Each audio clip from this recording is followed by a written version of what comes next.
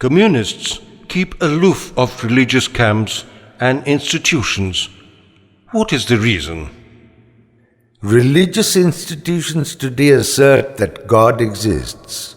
Communists, on the other hand, declare there's no God as such, but no group can substantiate its stand with any proof or reason. Both the groups may be admitted as religious institutions per se. There's no bar in their mutual relationship.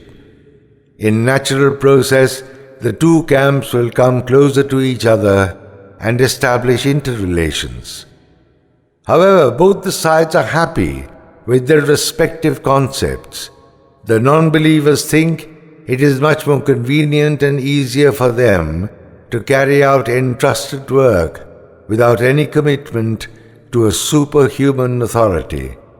The camp of faithfuls cannot afford a negative stance lest they lose privileges during the present as well as in future generations. Both the lines of thought deserve due consideration.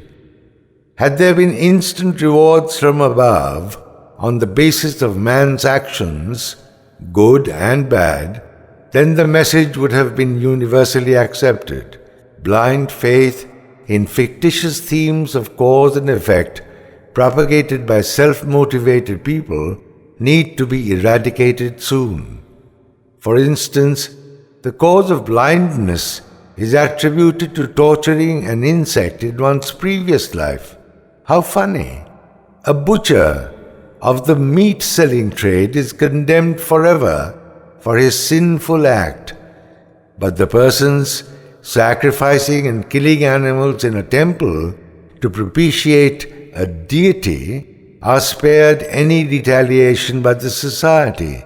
Rather, he is assured of heavenly bliss in the next life. But are not both the groups perpetrating butchery in real practice? Who is responsible for such duplicity in thought and judgment? We ourselves, none else. Various ways and means of holy activities like donations, prayers and propitiating hymns towards the sun god, holy dips, etc. for purification have been prescribed. A set of rules have also been recommended to absolve men from supposed acts of perversion. Thus you see, faith is the divinity born of one's own imagination, and faith entails endless rituals that are too much demanding of one's patience and faith. Difference between various forms of ritual practices, ways of prayer, and worship among different sects and believer groups in matters of rights, duties, and obligations to their fancied gods, goddesses, and other deities. A devotee would like to take all the trouble to climb to the hilltop temple and pay regards to the deity just in front, and another earnest devotee may prefer to pay offering and prayers with folded hands, standing at the foothill of the same temple up above. So it is the prevailing norm of perception or attitude that counts. It is much easier for the non-believers because they are not burdened with the clutching thoughts of sin.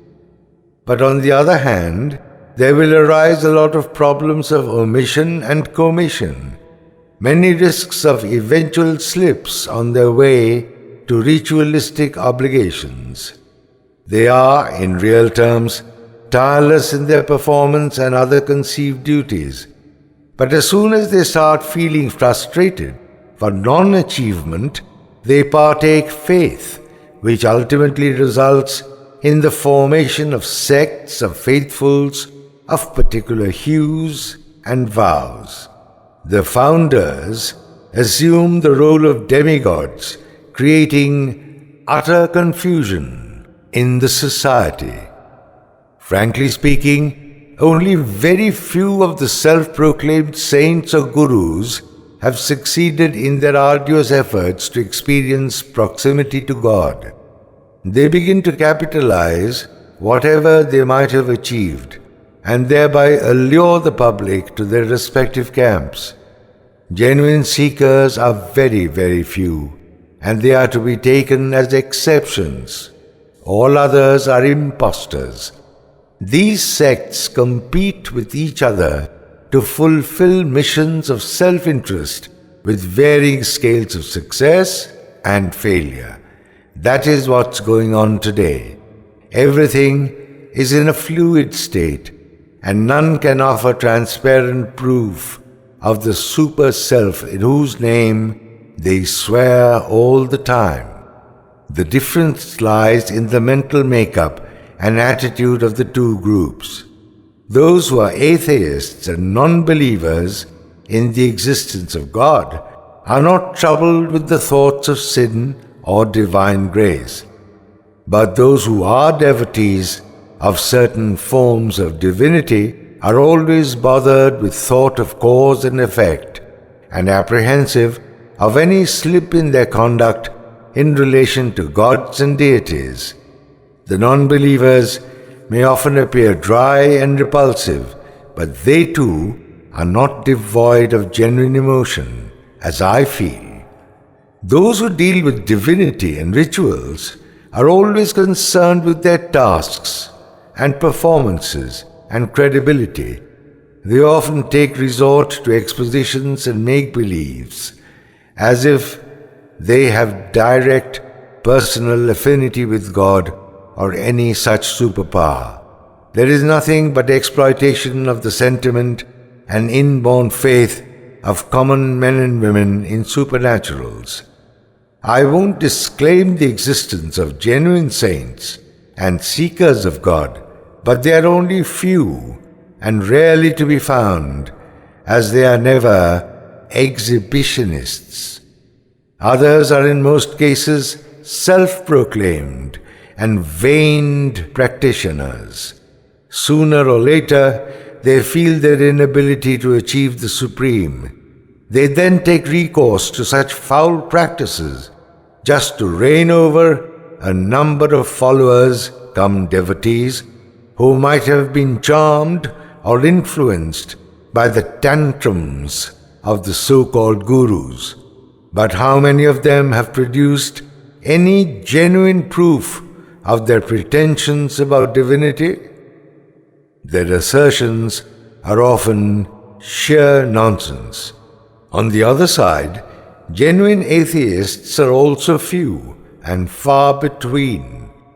Apparently, non-believers in the existence of God, but many among them in their inner selves concede. They may raise hue and cry as atheists, but while passing by any roadside temple, they make a bow to the deity inside, sometimes openly, sometimes trying to be unseen. These are diabolical characters, creating doubt and confusion. Assuming there's substance in the two opposite-looking views, there's no hesitation to admit that ultimately the two opposite lines will meet at a point of reconciliation. This is true only if they are genuine in their respective concepts and not opportunists. To the communists, socialism is a political agenda. Can the Vedic concept be regarded in the same way? I have told you already that the popular notion of religion today is a perverted concept, just manipulated by the professional preachers. All this trash is contrary to Vedic thoughts. The Vedic lessons and rituals are based on materialism. Religiosity of the Vedas is not antipathetic to political activities. Furtherance of knowledge and community development are the real objectives of the Vedas. These may be cast in religious dyes or in the political dye, as people would like, but essentially the substance is the same.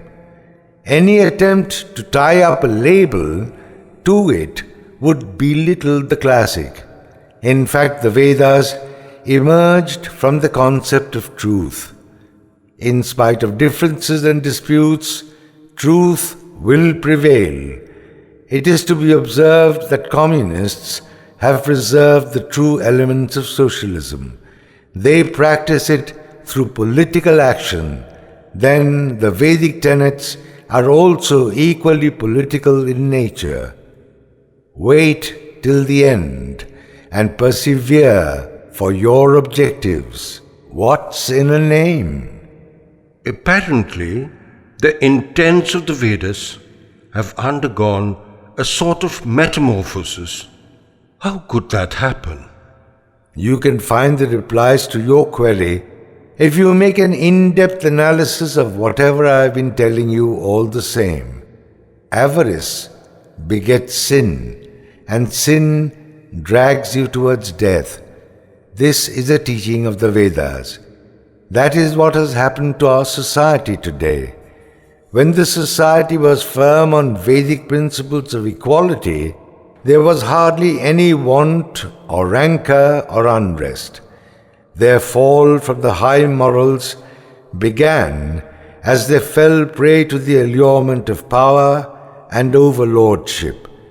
Even from the time of the Vedas, a class of hoarders used to deal with materials called poni, or in other words, merchandise, which brought to them sufficient surplus as gains, not needed by them in full.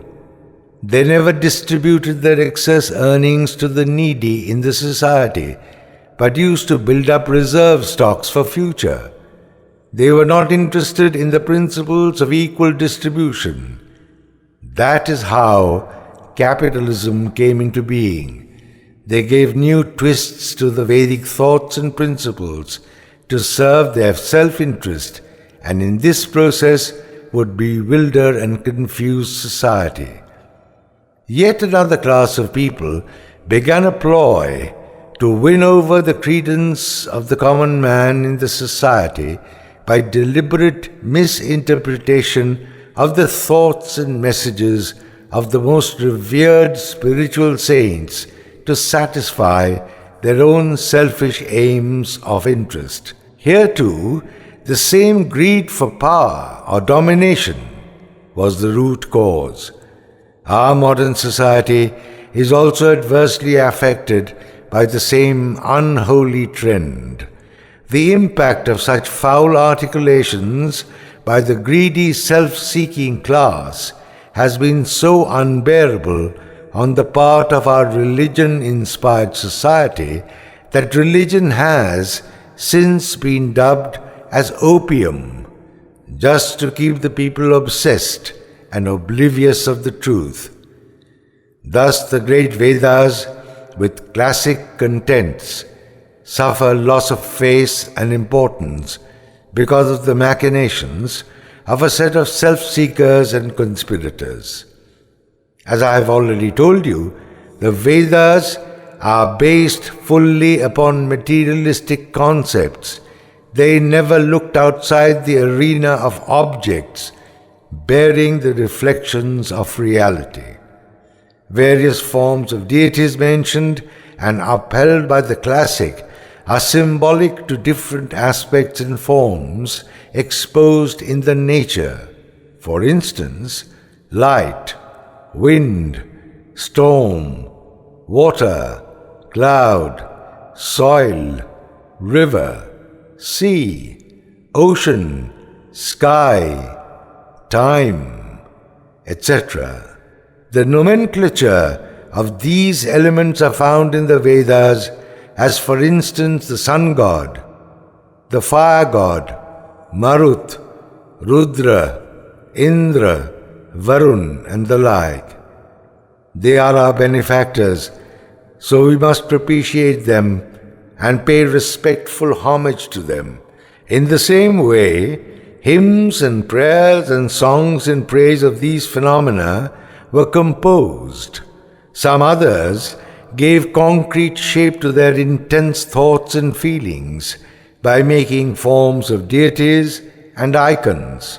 The shlokas and songs in adoration were strikingly sweet. So were the deities and devas, unique in beauty and fine features. The artisans were encouraged, and the good-looking idols and figures found favor in households.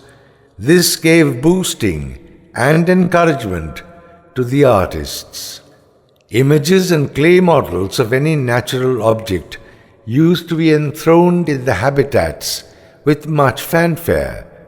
There used to be festivals also on such occasions. This is how idolatry and image worship spread in our country.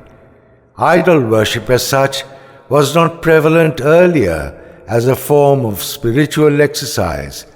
Neither the people then felt any urge for ascending the heavens. They used to find bliss and satisfaction by rendering service to others. That much was like salvation for them, which could be achieved through dedication of the self for the welfare of others. For them, heavenly bliss could be obtained only this way. There used to be healthy competition among groups and individuals too, on how and where and for whom such dedicated service was to be given. Competition would never involve any violence. Rather, they worked in a spirit of challenge. Thus, the spirit and the process of equidistribution was never adversely affected. Ironically, self-seekers gradually entered the arena and started giving perverse twists to the open and noble ideals for slicing out own share of gains.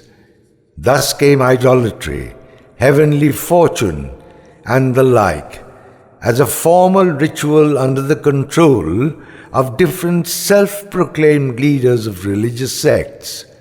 Religion, spiritualism, divine servicing, all are categorized according to the whims and purposes of these pseudo-mantle holders. Eventually, common people, the devotees, get perplexed. They are sieged with the sense of fear and absolute surrender of awe and apprehension. As a result, a section among them feel alienated and start maligning religiosity as an opium addiction. In such a situation, many self-seekers, preachers, and mock gurus are fishing in the troubled waters and piling up their profits. That's the reason for the decadence that reigns today.